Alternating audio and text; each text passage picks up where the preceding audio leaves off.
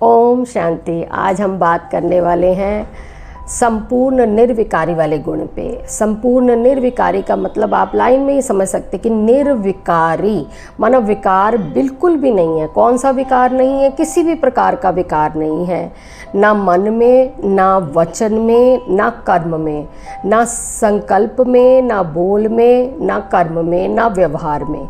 तो ये हमारा विकार कौन कौन से होते हैं वो तो आप जानते ही हैं। मोटे रूप से तो काम, क्रोध, लोभ, मोह, अहंकार है ही है।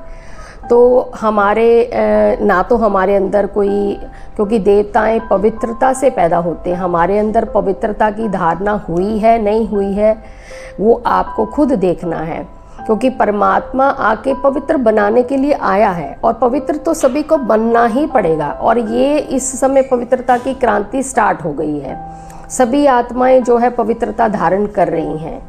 किसी को भी विकार की इच्छा तक नहीं हो रही है, क्योंकि समय समीप सबको नज़र आ रहा है। लेकिन अगर आत्मा अभी भी भोग विलास में ही है, अच्छे अच्छे कपड़े, गहने, घूमने फिरने में, हाँ, या फिर अपना आसक्तियों में, तो फिर उसका तो हम कुछ कह नहीं सकते। वो तो फिर एंड में हमारे पास सज़ा का रह जाता पार्ट। तो हम परमात्मा के बच्चे हैं। परमात्मा चाहेगा ही नहीं कि मैं इनको कोई सज़ा दूँ। कोई माँ बाप चाहेगा कि मैं अपने बच्चे को डंडे से पिटाई करूँ तब जाके उसको सुधारूं?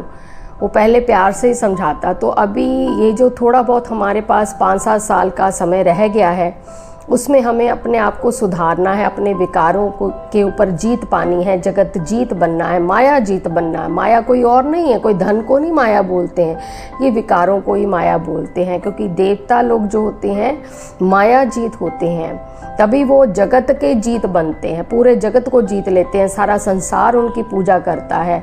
भले फॉरेनर्स भी हैं, वो उनको पूजा नहीं करते, लेकिन उनकी मूर्तियाँ लेके जाते हैं, एंटिक पीस लेके जाते हैं ना, वो आप देखते ही हैं। तो संपूर्ण निर्विकारी में हमें अपने मन के संकल्पों के ऊपर, हमें अपने समय के ऊपर कि हम अपना समय कहाँ खर्च कर रहे हैं, श्वास में हमारे किस तरह की आसक्तियाँ हैं, तो हमारा श्वास परमात्मा के साथ जुटा होना चाहिए। भले हाथों से कर्म कांड भी कर रहे हैं, व्यवहार में भी आ रहे हैं, पालन पोषण भी कर रहे हैं, सब कुछ कर रहे हैं, लेकिन बुद्धि हमारी जो है वो परमात्मा का धन्यवाद करते हुए, उसका प्यार लेते हुए, उससे बातें करते हुए, उसका एहसास महसूस करते हुए, उसकी ब्लेसिंग को अपने अंदर समाते हुए, इस तरह से हमारी होनी चाहिए, ताकि हमारे अंदर जो विकारों की ये जो मैल जमी हुई है, खाद जमी हुई है, वो निकलती जाए। तो इस तरह से हम अपने फिर बोल हमारे अपने आप ही मीठे होने लग जाएंगे। परमात्मा तो मीठी सैक्रीन है ना, जब वो खुद मीठा है तो हमें भी तो मीठा बनाता है ना। तो हम अपने परमात्मा पिता से, जो हमारे लिए इस धरती पर आया है, हमें साथ ले जाने के लिए आया है, क्योंकि समय की अवधि अब बहुत ही कम होती जा रही है, तो परमात्मा के गुणों को और उस साथ में उसके मिल रही शक्तियों से अपने विकारों को भस्म करते जाएं, पवित्रता की शक्ति को धारण करते जाएं, और इसके साथ साथ हम दूसरों के कल्याण में भी अपना समय देते जाएं।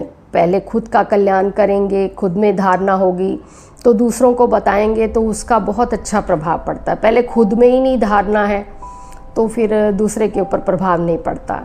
तो हमें इस समय खुद में धारण करते हुए फिर दूसरों को सुनाना भी है, धारण भी करवाना है। यही परमात्मा की इच्छा है, तभी हम संपूर्ण निर्विकारी बन पाएंगे। कल का एक नया गुण फिर से अपना क्लास में देखेंगे। ओम शांति।